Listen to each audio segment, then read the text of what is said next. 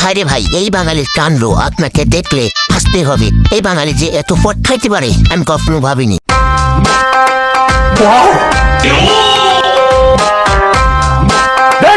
लेकिन एक सेकंड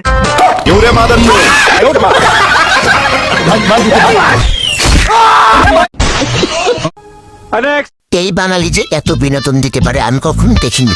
এই বাঙালির বিনোদনটা একদম সেরা বিনোদন। আপনি এই বাঙালির বিনোদন না দেখলে অবশ্যই মিস করবেন। God have mercy upon us.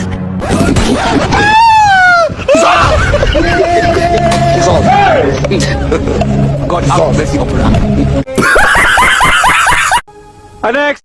Hello guys, আজকে আপনাদেরকে দেব অনেক বিনোদন। এই বিনোদনগুলো দেখলে আপনাকে হাসতেই হবে। এই বিনোদন সেরা বিনোদন। বিনোদন মানে বিনোদন। এই বিনোদন মানে অস্থির বাঙালির কাণ্ড বিনোদন। এই অস্থির বাঙালির কাণ্ডগুলো আমি দেখে আস্তে আস্তে অর্জন হয়েছি এবং এই বিনোদনের জন্য আপনার একটু হাসতে হবে। এই অস্থির বাঙালির কাণ্ড আমি দেখে এবং আপনার পরিবারও দেখে আপনাকে হাসতে হবে। আপনি না হেসে থাকতে পারবেন না। এই অস্থির বাঙালির কাণ্ডগুলো একদম ফাটাফাটি। চলুন বেশি কথা না বাড়ে শুরু করা যাক।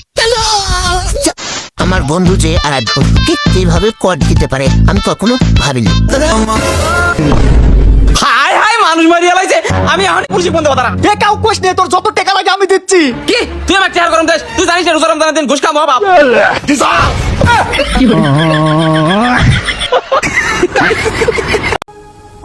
আমার বন্ধু যখন তেলের কাস্টমার যখন নাম্বার নেয় তখন বন্ধুর কি অবস্থা হয়? ভাই সরষের তেল আছে?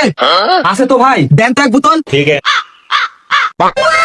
কয় টাকা দাম ভাই? 20 টাকা ভাই। ভাই আমার একটু তাড়া আছে, গেলাম। হ্যাঁ আরে শুনো ভাই, 1 মিনিট। কি হয়েছে ভাই? আচ্ছা তোমার নাম্বারটা তো দিয়ে দাও। কেন? তোমার কাস্টমার আসলে বলে দিব।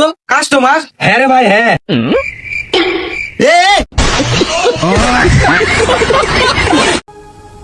আমার বন্ধু যখন এপি চুরি করতে যায় তখন কি অবস্থা হয়ে যায় বন্ধুর, আপনারা অবশ্যই দেখতে থাকুন।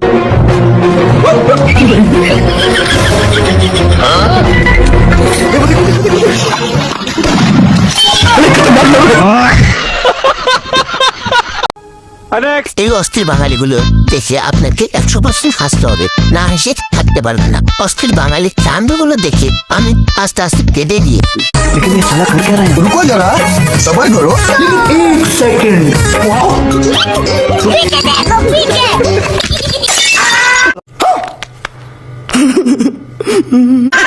कौन है बे?